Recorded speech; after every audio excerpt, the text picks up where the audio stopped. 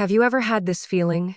It's Friday night, the takeout box is still sitting there, and you've been lying on the couch scrolling through short videos for 40 minutes when a notification pops up on your phone, not from the person you're waiting for, but a cashback red packet from the delivery app.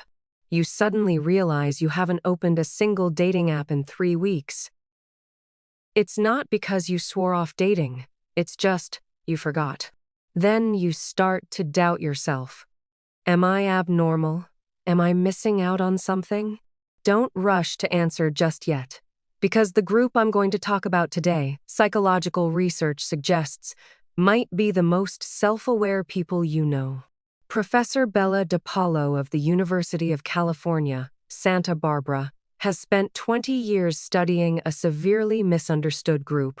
She gave this group a name, single-at-heart people, who are single deep down.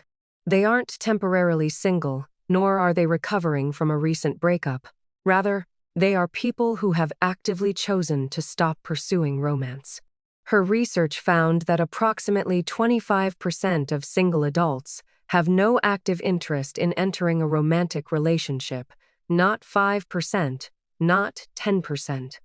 1/4.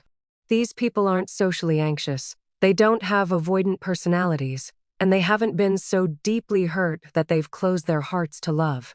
They've simply made a decision that most people find inconceivable. I'm done chasing it. And the most surprising part is that, on metrics like happiness, autonomy, and personal growth, they actually score higher than those who are currently in the throes of romance or frantically dating. Hearing this, you might think that's impossible. How could not being in a relationship be happier than being in one? Hold on. We need to go back to the beginning. Back to 2009, you sitting in the back row of the classroom, your Nokia 6300 tucked under your textbook, and every 30 seconds, you sneak a peek at the screen. No new messages. The "what's up" you sent has been floating there for 40 minutes. You start spinning stories. Is she chatting with someone else? Did I say something wrong? Did I use too many punctuation marks? Back then, there was no read receipt feature, but your imagination has already tortured you 100 times over. Let's go back a bit further. 2004. You, in middle school. Your best friend was in a relationship. She'd hang on her boyfriend's arm the entire break, while you stood alone at the edge of the playground pretending to tie your shoelaces. When someone asked, "Why don't you find a boyfriend?" you'd say, "I'm too busy with school." But you knew that wasn't it. You were afraid that if you made the first move, you'd get rejected, but if you didn't, you'd look like nobody wanted you. Then you grew up. In 2016, you started using Tinder, Bumble, and Hinge.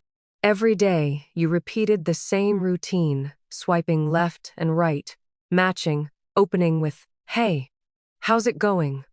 Chatting for 3 days, then disappearing, only to start all over again. You felt like you were working a never-ending part-time job with negative pay that drained your time, your self-esteem, and the quality of your sleep. Until one day, you turned off all notifications. Not because you'd hit rock bottom, but because you finally asked yourself a question. What exactly am I chasing? In psychology, there's a concept called overactivation of the attachment system. This theory was first proposed by John Bowlby and Mary Ainsworth. Simply put, when you tie your self-worth to whether someone replies to you, likes you, or asks you out, your brain enters a state similar to withdrawal. Every time they reply, you get a dopamine rush. Every time they stay silent, you get a cortisol spike. You think it's love, but really, it's your amygdala playing a slot machine. In 2015, Stony Brook University conducted a decade-long longitudinal study involving 400 adults. They measured a metric called relational contingency, how much you rely on your romantic status to define your self-worth. The results showed that those with the highest scores in relational contingency reported significantly lower satisfaction than others, even when in a decent relationship. Why? Because their brains have become accustomed to the act of chasing. They don't enjoy what they have, they only crave the next validation. What really caught my attention, however, was another statistic. A study in the Saudi Journal of Social and Personal Relationships found that people who proactively took a break from dating, not to avoid commitment, but because they genuinely didn't want to chase anymore, saw their anxiety symptoms decrease by an average of 43% within 6 months. 43%. If numbers don't resonate with you, let me put it another way. This effect is more effective than many top-tier anti-anxiety medications. But I can't just show you the bright side. That's not psychology, that's self-help fluff. If you stop chasing now and feel that's not freedom, but rather a sense of giving up, then I get it. Because I've been through those nights too. At 2 a.m., you scroll past your ex's Instagram stories. He's at the beach with someone new. Your friend says in the group chat, "My date today was so sweet," and you type, "Haha, that's great," before deleting it. You flip your phone face down, stare at the ceiling, and wonder, am I asking for too much? Am I being too sensitive? Am I really not good enough? So there's no one who even bothers to chase me? That feeling isn't called peace. It's called numbness. Some people stop chasing not because they've evolved, it's because they've been drained. Because the last time you broke up, you cried for so long that you felt like tears came in quotas, and you'd used yours up. Because the time before that, you sat in the car for an hour, rewriting that breakup text 20 times before finally sending it. Because the time before that, even though you knew they weren't right for you still begged them to give it another try. So, eventually, you just stopped trying altogether. That wasn't a choice. It was the result of trauma. I'm telling you this because if you're in this situation, you need to hear this.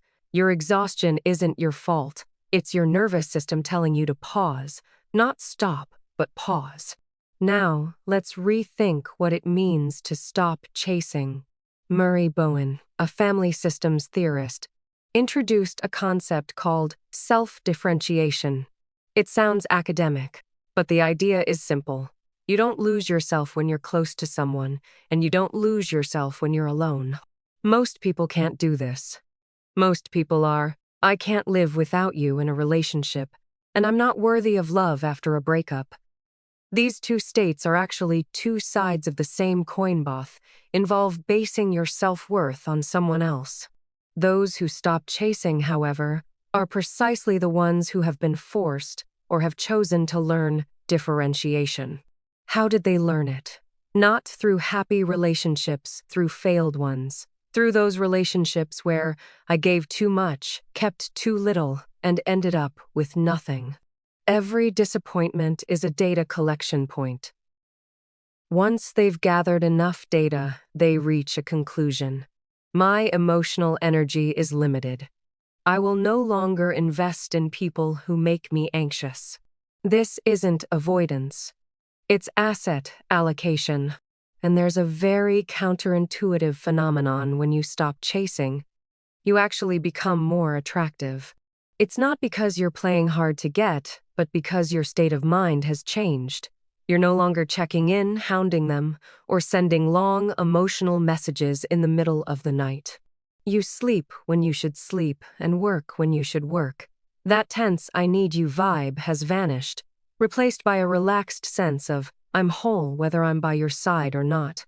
This sense of ease is more powerful than any flirtatious pickup line, because it's genuine. Many people misunderstand these individuals. They'll say, you're single because your standards are too high. You're single because you don't know how to maintain a relationship. You're single because you're afraid of intimacy. Let me show you a scene.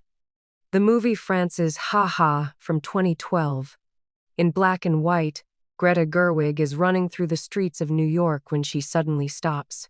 She didn't reach the finish line. She didn't catch up to anyone. She just stopped. Then she started walking. That wasn't T giving up. It was her finally realizing some things aren't obtained by running fast. Some things, when you stop, will slowly come to you instead. Here's another thing.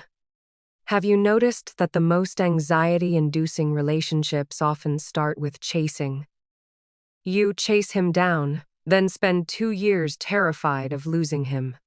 You chase her down, then discover she's nothing like you imagined. The chase itself distorts your judgment. You're too exhausted along the way to see your destination clearly. When you stop chasing, you gain a luxury. Time. Time allows you to see clearly who is worth it and who is just draining you. Let's get practical. What will your life look like once you stop chasing? First, your phone's notification bar will finally be quiet. No more anxiety over, why hasn't he replied yet? Or self-censorship about, did I text too much? Your anxiety levels drop, not because you've become more zen, but because you've shut off a constant source of stress. Second, you'll start reclaiming whole days. By whole, I mean, when you wake up in the morning, your first thought isn't to check your phone, but what do I want to do today?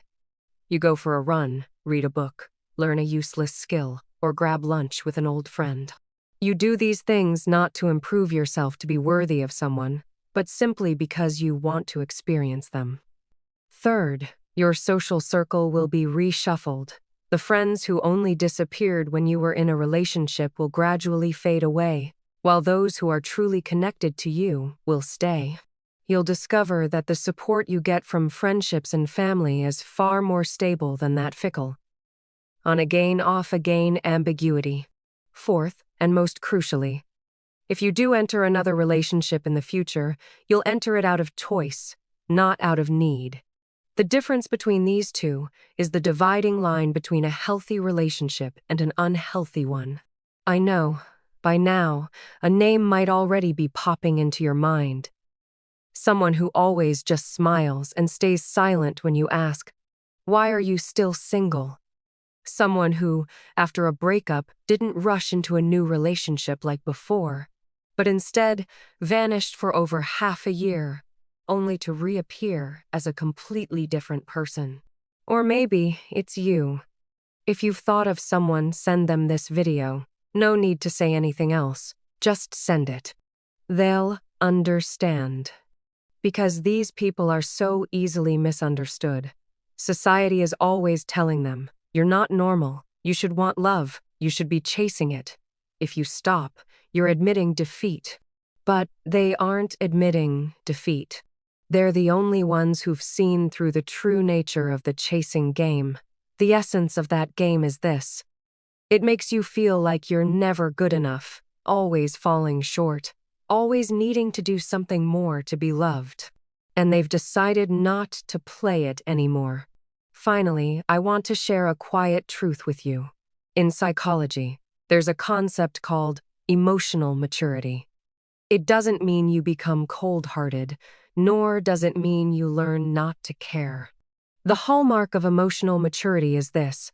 You can hold two seemingly contradictory feelings at the same time. You can long for intimacy without needing it to prove your worth. You can want love without viewing its absence as a judgment against yourself. Those who stop chasing love haven't lost their longing. They've simply placed that longing in the right spot. It no longer sits in the driver's seat. It sits in the back seat. It speaks occasionally, but it doesn't give orders. So if you're alone right now, on a Friday night, with your phone silent, you're not a failure. You may just have realized sooner than most, some things aren't chased, they grow. And seeds need time to stay in the soil, quiet and undisturbed. I'll leave this video here. If you'd like to hear more about the psychology of not chasing, like how to tell if you genuinely don't want to chase or if you're just running away, let me know. We'll continue this conversation in the next episode. Until then, let the quiet be quiet. It isn't emptiness, it's you finally freeing up your hands to hold what truly matters.